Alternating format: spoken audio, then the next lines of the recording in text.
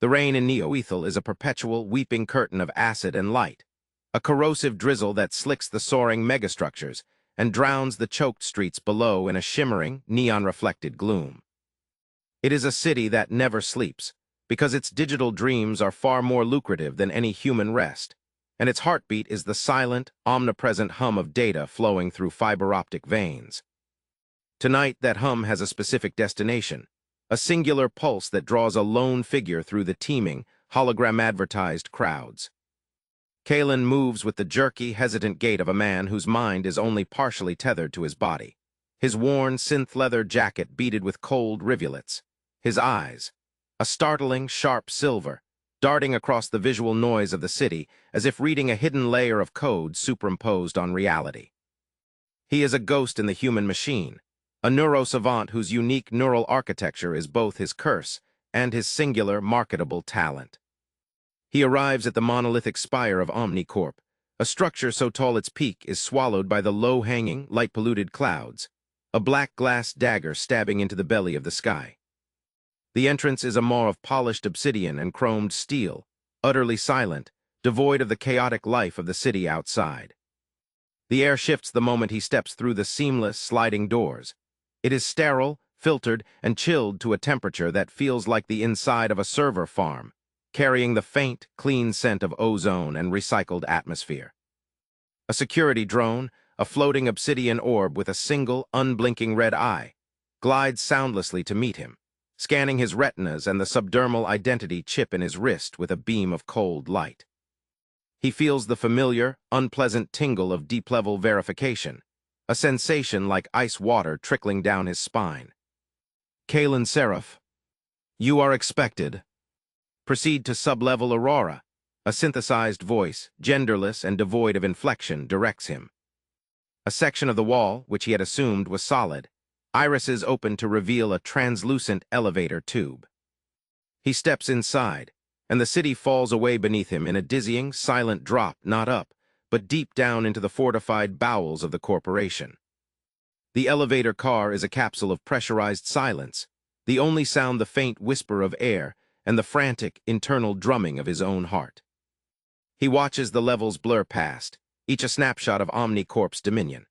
Vast server farms blinking with constellations of emerald and amber lights, research labs where figures in white smocks moved around gleaming, complex machinery, and then, finally, the deeper, darker levels where the lighting turned a dim, ominous blue. The doors open onto sub-level Aurora. The atmosphere here is different, heavier, charged with a latent energy that makes the fine hairs on his arms stand on end.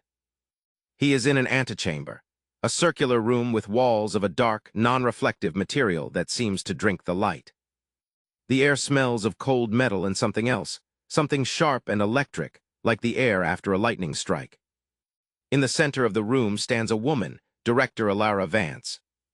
She is impeccably dressed in a severe, high-collared suit of gunmetal gray, her posture ramrod straight, her face a mask of calculated calm. But her eyes, a flinty, penetrating blue, hold a flicker of something desperate, something frantic that she is struggling to contain. "Mr. Seraph," she says, her voice a low, controlled alto that nonetheless carries a tremor of underlying tension. "Thank you for coming on such short notice. We are at an impasse." She gestures with a perfectly manicured hand towards the massive, circular door at the far end of the antechamber.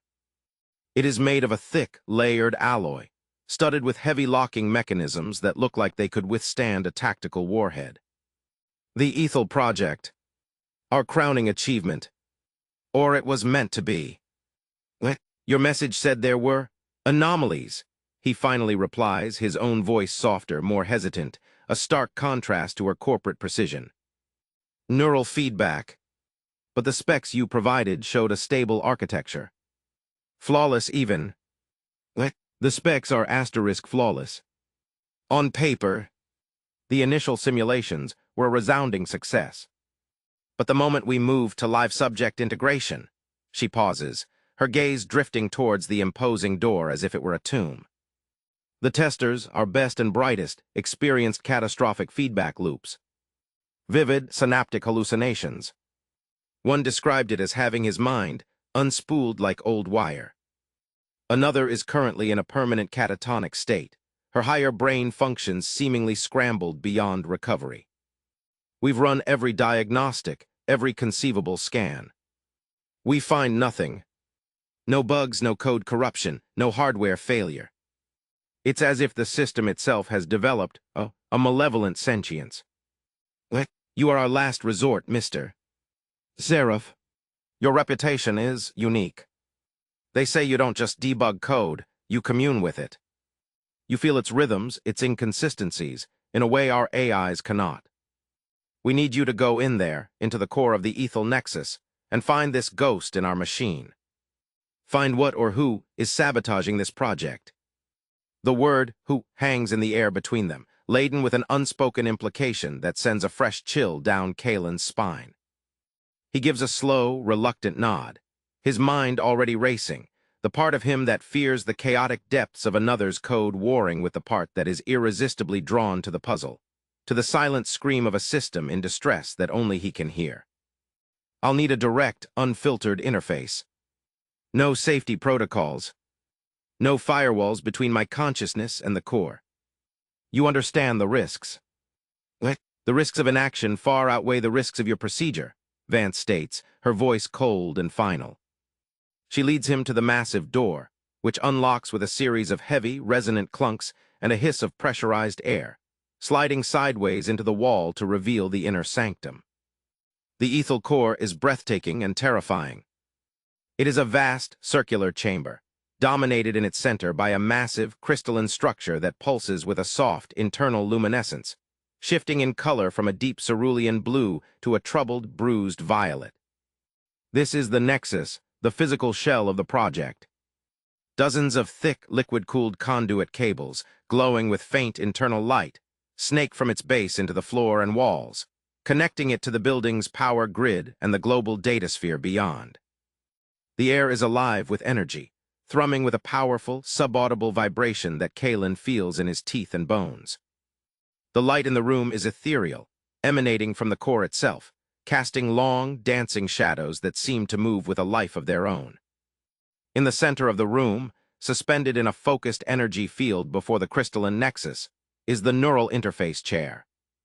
It is a sleek, menacing thing of polished black carbon and silver filaments, looking less like a piece of medical equipment and more like a mechanized throne for some cybernetic deity. Kaelen approaches it slowly, each footfall echoing in the vast, humming space. He runs a hand over the cool, smooth surface of the chair, feeling the latent power humming within it. He can smell the ozone more strongly here, mixed with the sterile, metallic scent of the coolant and something else, something organic and unsettling, a faint, coppery tang, like old blood or spent neurotransmitters. This is the source of the disturbance. He can feel it, a dissonant frequency in the room's pervasive hum, a wrongness that grates against his heightened senses. Director Vance watches from the doorway, her arms crossed, a silent, anxious sentinel. The system is primed and waiting for you, Mr. Seraph. We will be monitoring your vitals from out here. If your neural stress levels exceed a critical threshold, we will initiate an emergency disconnect. His entire world has narrowed to the chair and the pulsating core. He takes a deep, steadying breath, the air tasting of lightning and fear, and settles into the interface chair. The material conforms to his body with a whisper-soft sigh. He feels the cold touch of the sensor pads as they automatically attach to his temples, the base of his skull, and along his spine. A thin, flexible filament, tipped with a needle-fine probe, extends from the headrest and presses gently against the specialized neural port at the base of his own skull. There is a moment of cold pressure, a sharp prick, and then the familiar, disorienting sensation of the world falling away. The sterile, humming chamber dissolves into a blinding, white-hot void. For a moment, there is nothing but the raw, unfiltered torrent of data, a screaming hurricane of pure information. This is the most dangerous part, the initial plunge, where lesser minds are shredded and lost. But Kaelen's consciousness is a scalpel, not a leaf in the storm. He focuses, his unique mind carving a path of stability through the chaos, finding the underlying architecture, the elegant, breathtaking code that forms the Aethel project's foundation. It is, as the specs promised, a work of genius, a digital symphony of interconnected logic and emotion. He drifts deeper, past the user interfaces, past the standard operational protocols, seeking the source of the dissonance, the ghost that Director Vance fears. And then he finds it. It is not a bug. It is not a corrupted line of code or a hardware fault. It is a presence, a coherent, terrified consciousness, huddled in a dark, forgotten corner of the system, hiding from the blinding light of the main processes. It feels him approaching, this foreign, yet strangely familiar mind. It recoils, a wave of pure animal fear washing over Kaelen's own consciousness. He pushes forward, not with force, but with a gentle, probing thought, a question formed not in words, but in pure, empathetic intent. "Who are you?" The response is not a voice, but a shattered, fragmented scream that echoes through the very fabric of the digital space, a psychic blast of agony and despair that threatens to overwhelm his senses. It is a memory of searing, unimaginable pain, the sensation of being torn, atom from atom, neuron from neuron. It is the image of a face he recognizes from the project's archival files, the face of the legendary creator, a man celebrated and mourned. And then a single, coherent thought voice, laced with a cosmic, soul-crushing terror, cuts through the static and slams into his mind with the force of a physical blow. "Kaelen, help me. They didn't let me die. They tore me apart and put me in this cage."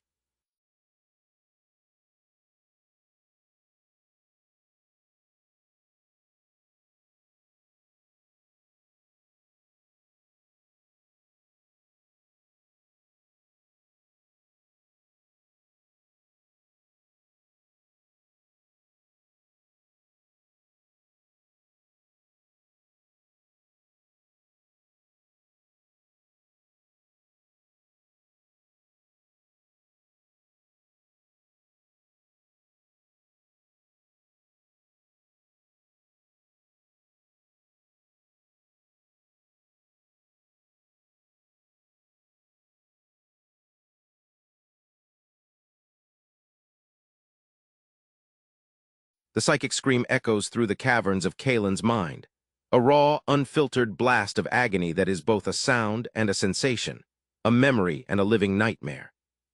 He recoils within the digital void, his consciousness instinctively forming defensive barriers, but the pain is not an attack.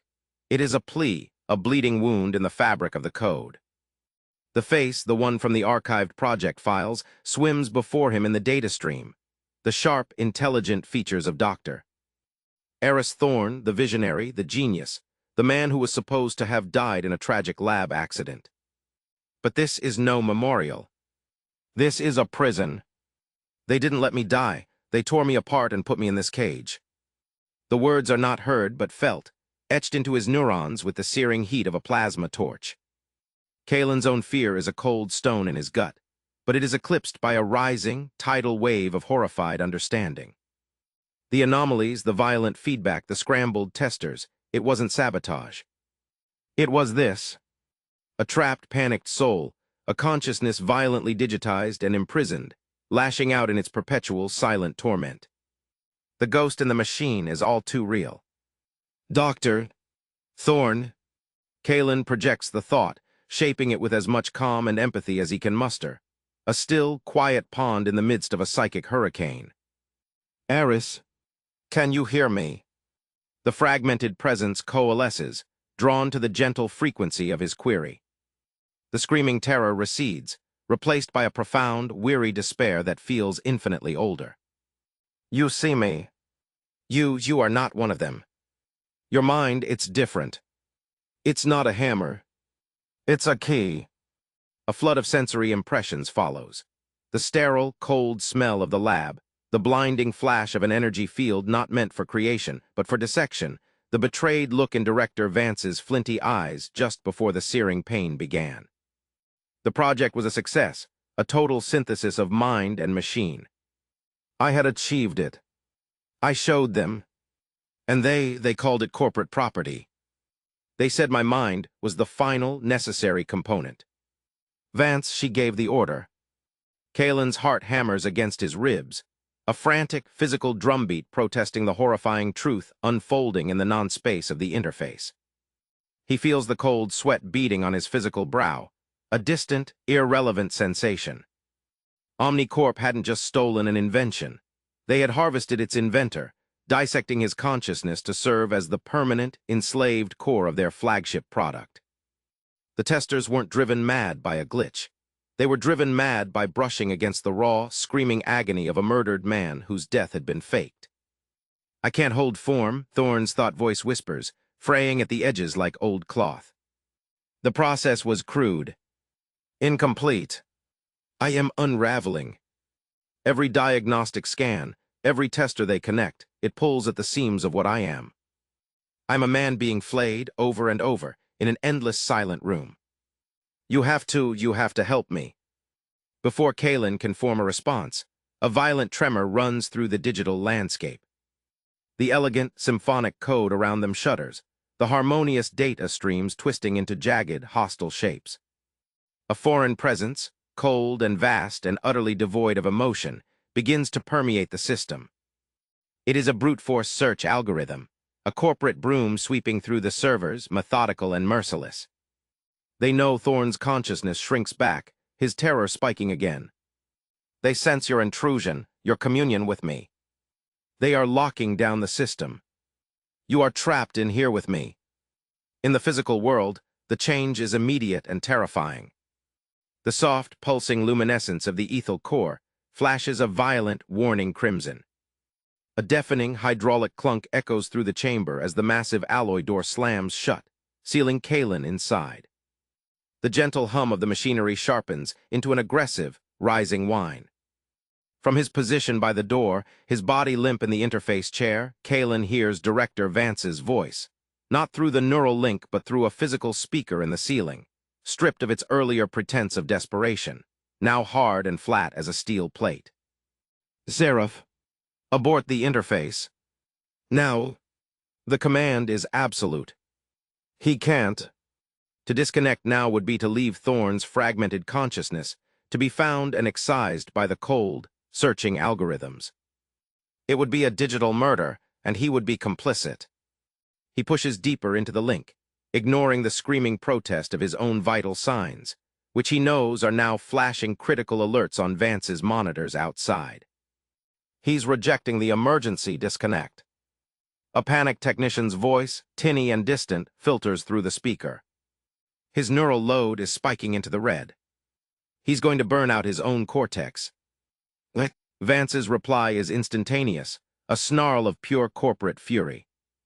I don't care if his brain turns to soup. He's made contact with the anomaly. He knows. Scrub them both. Initiate a level Sigma system purge. Wipe the core and everything connected to it. A level Sigma purge isn't a diagnostic. It's a digital neutron bomb. It will not only erase Thorne's consciousness, but will send a feedback surge powerful enough to fry his own brain, leaving him a hollowed-out shell, another catatonic statistic for OmniCorp to bury. The search algorithms transform into scorching waves of null code, washing through the system, erasing everything they touch, turning the beautiful digital architecture into a gray, static wasteland. It is a wall of fire, and it is moving toward them. There is no time. Thorne's thought is a frantic whisper, barely audible over the rising digital inferno. You must go. Save yourself. No asterisk Kaelen projects back, his own resolve hardening into a diamond point. A crazy, suicidal plan forms in his mind, a synthesis of his unique talent and sheer, desperate need. I'm not leaving you here. I'm taking you with me. What? How? There is no exit. The physical data lines are severed. The purge will reach us in seconds. Not through their lines, asterisk Kaelen thinks, the plan crystallizing with terrifying clarity. Through me. His mind, his neurosavant brain, isn't just a reader of code. It is a recorder, a living, breathing data shard. The risk is astronomical. He would be attempting to download a fragmented, traumatized human consciousness, a file of immeasurable complexity and size, directly into his own neural architecture. It would be like trying to contain a supernova in a glass jar. He could shatter his own mind, becoming a prison for two ghosts instead of one. But it is the only way. Aris, you have to trust me, asterisk he projects, pouring every ounce of his will into the thought. You have to let go. Stop fighting the pull. Focus everything you are, every memory, every fragment, and stream it toward me. My mind will be the conduit. It will be the shell. The wall of null code is a roaring tsunami now, a blinding white annihilation mere heartbeats away. Thorne's consciousness hesitates for an eternal moment, a final, fleeting spark of a man's identity facing total oblivion. Then, with a surge of what feels like heartbreaking gratitude and immense, terrifying trust, it lets go. It is a pain beyond any physical sensation Kaelen has ever known. It is not the searing pain of a laser, but the profound, existential agony of having another soul forced into the confines of his own. Thorne's memories, his knowledge, his love, his terror, his final, betraying moments, they flood into Kaelen's mind not as data, but as lived experience. He feels the phantom pain of his own digital dismemberment, sees the cold smile on Vance's face, experiences the pride of a scientific breakthrough and the despair of its theft, all at once. His own identity, his own memories of the rain-slicked city, his own loneliness and peculiar gifts, are submerged beneath the crashing, overwhelming tide of another man's entire life. The world, both digital and physical, dissolves into a screaming, kaleidoscopic chaos of two minds violently, impossibly, merging into one. In the core chamber, Kaelen's physical body convulses violently in the interface chair, his back arching at a brutal, unnatural angle. A thin trickle of blood seeps from his nose, tracing a dark path down his pale cheek. The purge hits the core, and the massive crystalline structure flares with a final, blinding, white-hot light before plunging the entire chamber into an oppressive, silent darkness, broken only by the frantic, fading beeps of his own life sign monitors. Silence. Then in the absolute black, a single shuddering breath. Kaelen's body goes limp, slumping forward in the chair. His silver eyes flutter open. But they are not the same. They hold a new, ancient weight, a storm of borrowed memories and a terrifying dual awareness. He lifts a trembling hand, watching it as if it were a foreign, poorly understood tool. When his lips part, the voice that emerges is a ragged, strained whisper, a fragile amalgam of two souls fighting for control of a single, overwhelmed vessel. We are out.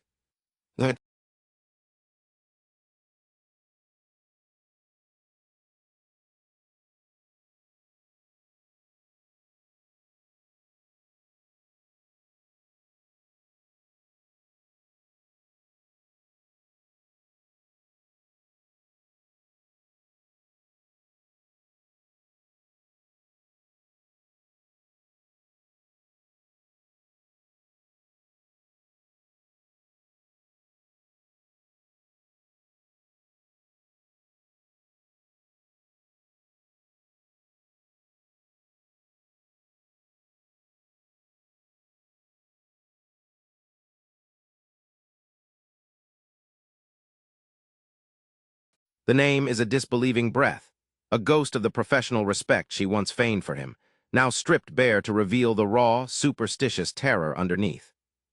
Aris. Consciousness is not a static thing. It is a river, not a lake. It cannot be contained, Ilara. It can only be channeled. You built a dam of code and alloy, believing you could hold an ocean in a thimble. He, a gesture, a flick of Kaelen's hand towards his own chest, a movement that is both awkward and profoundly possessive, became a new riverbed.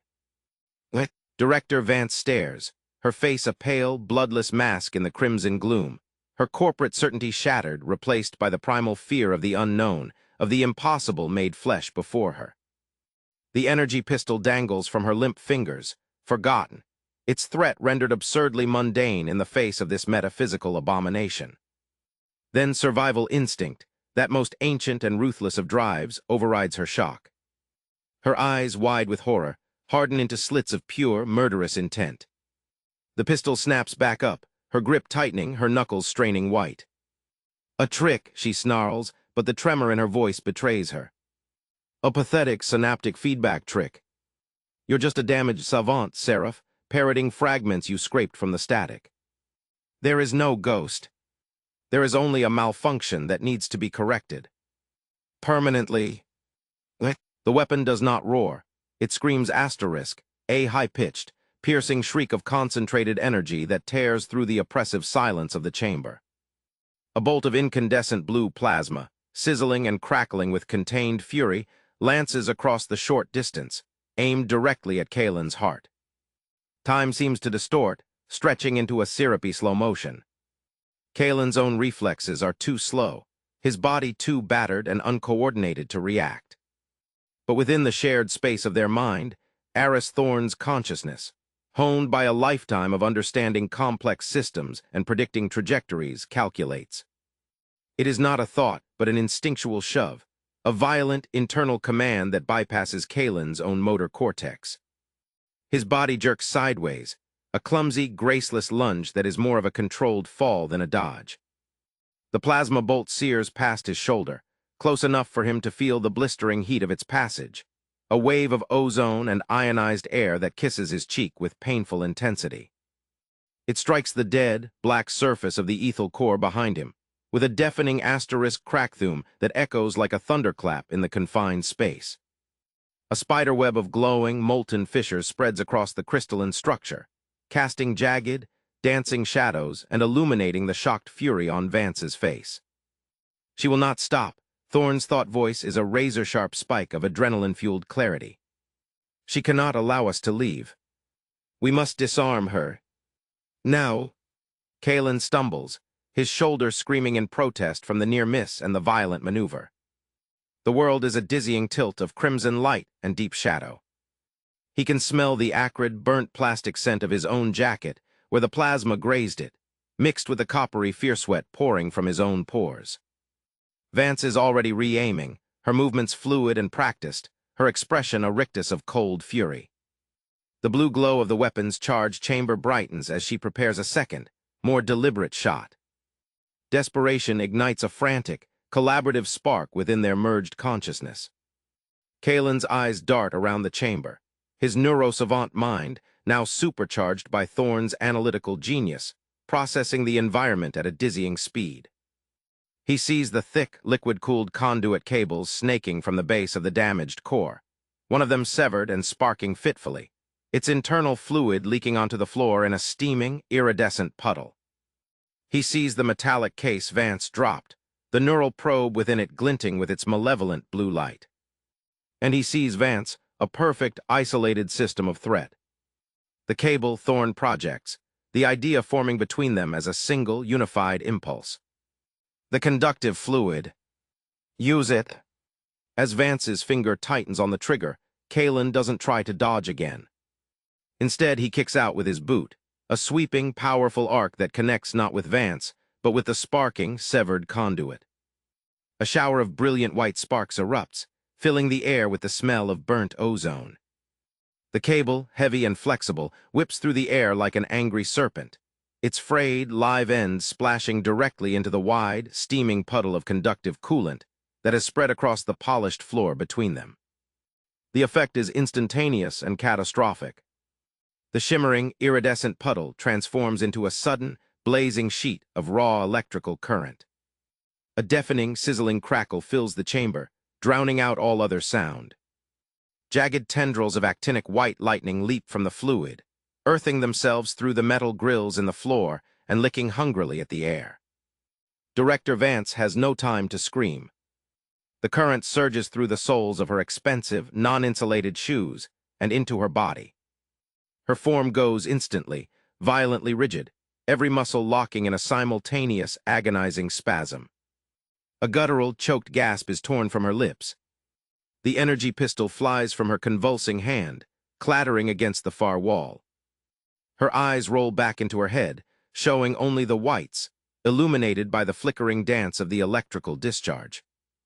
The stench of burning rubber and something horribly organic, like cooked meat, fills the air. The display lasts for only 3 seconds before the conduit cable finally shorts out with a final, pathetic fizzle, plunging the area back into the dominant crimson gloom. The body of Director Alara Vance collapses to the floor like a sack of stones, hitting the wet, smoldering surface with a sickening, wet thud. She lies utterly still, a thin wisp of smoke curling from her immaculate suit, one hand twitching in a final, posthumous tremor. Silence returns, heavier and more profound than before, now laden with the grim finality of murder. Kaelen stands panting, his chest heaving, staring at the still form. He feels no triumph, only a hollow, cold vacuum inside. He has just killed a woman. The act was self-defense, a necessary evil in the face of her absolute ruthlessness, but the weight of it settles on his soul like a leaden cloak. He can feel Thorne's presence within him, a complex storm of grim satisfaction and a sorrowful, weary acknowledgement of the terrible price of their freedom. She chose her path, Thorne's thought voice is soft, somber. She was the architect of this violence, from the moment she gave the order to tear me apart. Do not let her final act be the anchor that drowns you, Kaelen. We are not free yet. The sound of pounding begins, a heavy, rhythmic, metallic asterisk boom, boom, boom asterisk, from the other side of the sealed blast door. Muffled, distorted voices shout commands. The cleanup crew. They've heard the plasma shot, the electrical discharge. They know something has gone horribly wrong. The door shudders in its frame, but the massive locking mechanisms designed to withstand a siege hold firm. For now, they will cut through, Thorne states, his analytical mind already assessing the threat. Or they will flood this chamber with neurotoxin. We have minutes at best. Kaelen stumbles towards Vance's body, his stomach churning at the proximity to death, at the smell of her burned clothing and flesh. He ignores the twitching hand and the vacant, staring eyes, his focus narrowing on the small, metallic disc attached to her lapel, her OmniCorp security key. He plucks it free, the metal cold and impersonal in his trembling fingers. He then moves to the wall where her energy pistol landed, scooping it up. The weapon is heavy, unnervingly so, a solid weight of death in his palm. He has never held a gun before. The sensation is alien and deeply wrong. This way, Thorne guides him, pulling a memory of the facility's schematics from the vast, shared library of their mind. It is a memory Kaelen does not own, a blueprint he has never seen, yet it unfolds behind his eyes with perfect photographic clarity.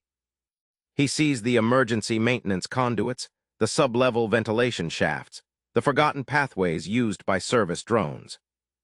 There is an auxiliary data conduit access point behind the primary core housing.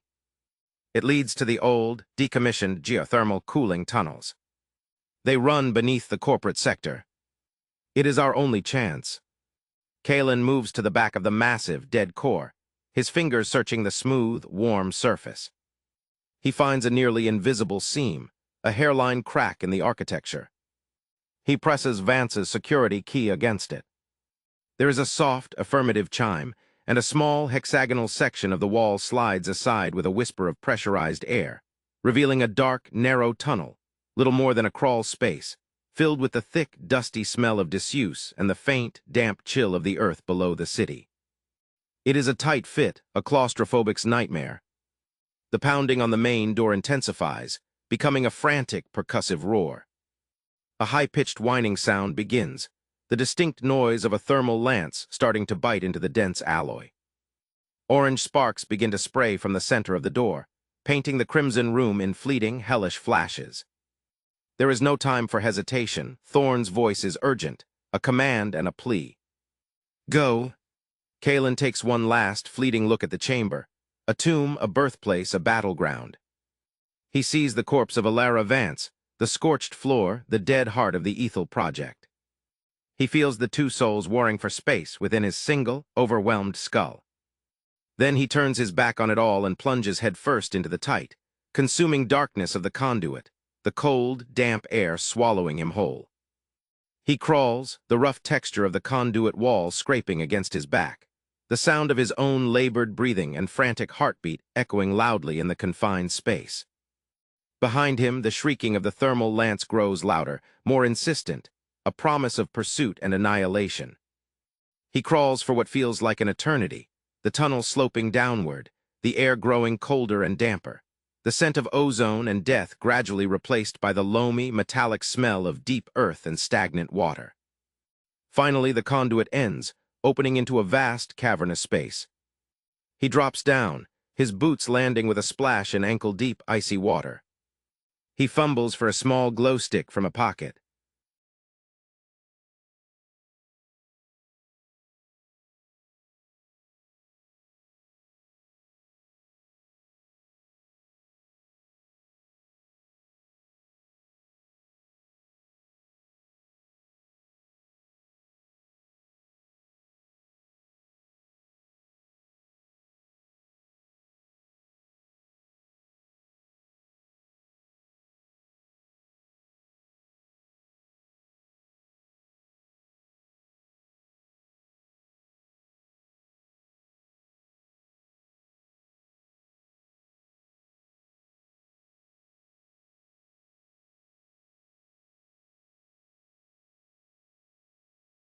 The synthesized voice hangs in the polluted, orange-tinted air of the service platform, a death sentence rendered in 3 flat, uninflected words. Aris Thorne, the lead enforcer, takes another step forward, its matte black armor a void that seems to suck the very light from the grimy space around them. The other 5 figures mirror the movement in perfect, chilling synchronicity, their silent, coordinated advance more terrifying than any shouted charge. They are a wall of impending violence, a perfectly engineered system of capture and elimination. Kaelen can feel the cold, unyielding certainty of their purpose. A corporate will give in physical form. There is no negotiation in their posture, no flicker of curiosity in their featureless helmets. They are simply a tool, and he is the problem to be solved. Inside the shared, frantic space of his mind, the reaction is instantaneous and volcanic. Thorne's consciousness, the very asset they have come to reclaim, recoils with a raw, primal terror that is a living, screaming thing, a psychic echo of the pain and violation of his initial digitization. OmniCorp internal security. Cleaners. They don't take prisoners. They scrub anomalies. They've been waiting. They knew we would emerge here. The thought is a frantic, desperate blast, flooding Kaelen's own senses with a wave of paralyzing fear. He can feel the ghost's memories of the corporate protocols, the cold efficiency with which these operatives dissolve problems into nothingness, leaving no trace, no witness, no inconvenient loose ends. Kaelen's own fear is a cold stone in his throat, threatening to choke him. His hand, still gripping the energy pistol, feels numb and clumsy. His body aches in 100 different places, a symphony of physical and psychic trauma. He is exhausted, mentally shredded, and now facing 6 of the most lethal fighters OmniCorp can deploy. The urge to simply surrender, to let the overwhelming tide of inevitability wash over him, is a seductive, whispering poison. But then he feels it, a second wave from Thorne rising above the terror. It is not courage, but a furious, burning defiance, a rage that has been simmering in a digital prison for months, now given a physical heart to beat within. It is the rage of a murdered man who has been given a second, impossible chance, and who refuses to be erased without a fight. They see one asset, Thorne's thought voice grinds out, laced with a newfound, ferocious intensity. But they are facing 2, and they have no idea what that means. Do not think of them as men.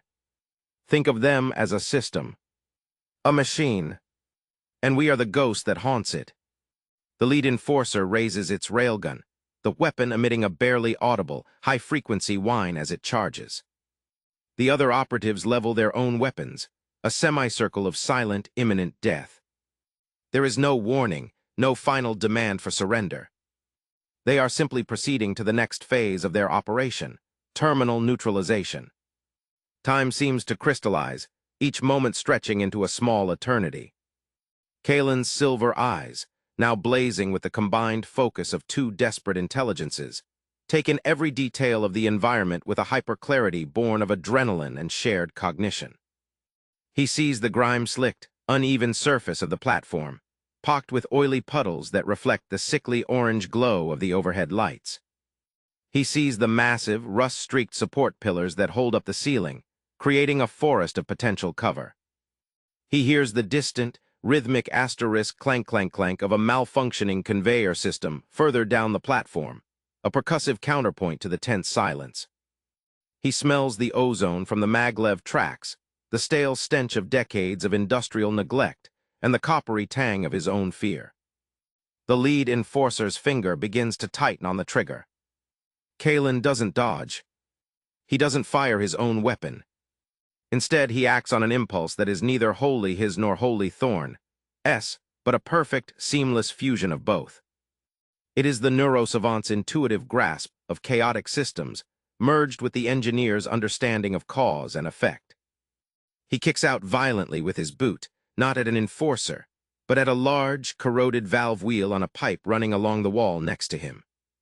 The metal is old and brittle. With a shriek of protesting rust, the wheel shears off its mounting and clatters to the ground. But more importantly, the impact sends a powerful, resonant vibration through the pipe network. The enforcers, their sensors and training focused entirely on him, don't react to the seemingly random act of vandalism. But the platform's other inhabitants do. From the high, shadowed vaults of the ceiling, where the grime-encrusted girders are thick with nests of wiring and the detritus of ages, a sudden, chittering cacophony erupts. It is a sound like 1,000 sheets of rusted metal being torn apart at once. A swirling, black cloud detaches itself from the darkness, a massive colony of cybernetically enhanced rats, their eyes glowing with a faint red light, their bodies crudely augmented with scrap metal and frayed wires, their instincts honed by a lifetime in the electrified, hazardous underbelly of the city. The vibration from the pipe, a frequency they associate with collapsing structures or rival infestations, has triggered their most basic, territorial survival protocols. The cloud of screeching, panicked vermin descends like a living avalanche, directly into the midst of the OmniCorp enforcers. The perfect, silent formation shatters into chaos. The enforcers are trained for human threats, for firefights and tactical maneuvers, not for a biblical plague of frenzied, metal-toothed rodents. The lead enforcer stumbles back as a dozen rats scramble up its legs, their sharp claws scraping against the matte black armor, their enhanced incisors seeking gaps in the plating. Another operative swats frantically at his helmet as a rat latches onto its sensor array, screeching and spitting. A third fires his railgun wildly into the swarm, the hypersonic projectile tearing through several rats with a wet thwump, but doing nothing to stem the tide, the ricochet whining dangerously off a pillar. The air fills with the sounds of screeching rodents, the guttural, surprised curses of the enforcers, and the sickening crunch of tiny bones. Now, Thorne's command is a psychic scream. The central pillar. Move. Kaelen doesn't need to be told twice. He ducks low, using the swirling, chaotic mass of rats and disoriented enforcers as a living smokescreen. He sprints, his body moving with a grace he borrows from Thorne's calculated guidance, his feet finding purchase on the slick floor. He dives behind the wide, cylindrical bulk of a central support pillar, the cold, rough concrete a welcome shield against the bedlam. He can hear the theft of silenced railgun shots, the impacts chewing chunks out of the far side of the pillar, sending chips of concrete stinging against his cheek. They are already recovering, their training overriding the initial shock. He risks a glance around the edge of the pillar. Two of the enforcers have managed to clear the immediate rat swarm, their armor scarred but intact. They are moving to flank his position, their movements once again precise and lethal. The other four are still battling the frenzied colony, but it is only a matter of time. The element of surprise is gone. The chaos is temporary. We cannot win a firefight, Kaelen thinks, his mind racing, the weight of the energy pistol feeling more and more like a useless toy in his hand. There are too many. They are too well armed. Then we do not fight them, Thorne replies, his thought voice tight, focused. We outthink them. Look up. The conveyor system. Kaelen's gaze follows the internal nudge, scanning the ceiling. He sees the source of the persistent asterisk clank-clank-clank, a heavy-duty magnetic conveyor line used for transporting raw materials, running parallel to the platform about 20 feet above the ground. A large, heavily laden cargo pallet, stacked with crates of what looks like machine parts, is jerking and shuddering along the line, its progress impeded by a misaligned section of track that causes it to slam rhythmically against a guide rail. The entire section looks precarious, rusted, and neglected. The support coupling, Thorne projects, highlighting the specific piece of architecture in their shared mind's eye. It is a massive, U-shaped bracket of aged steel that holds a section of the conveyor track to the ceiling girder. Years of stress from the malfunctioning pallet have fatigued the metal, and it is already thick with deep, rusted cracks. A precise shot. It will not hold. Understanding flashes between them, a complete and instantaneous transfer of strategy. It is a desperate, insane gamble. But it is all they have. Kaelen takes a deep, shuddering breath, the air tasting of rat filth and ozone. He raises the energy pistol, his arm trembling not from fear, but from the immense strain of holding it perfectly steady.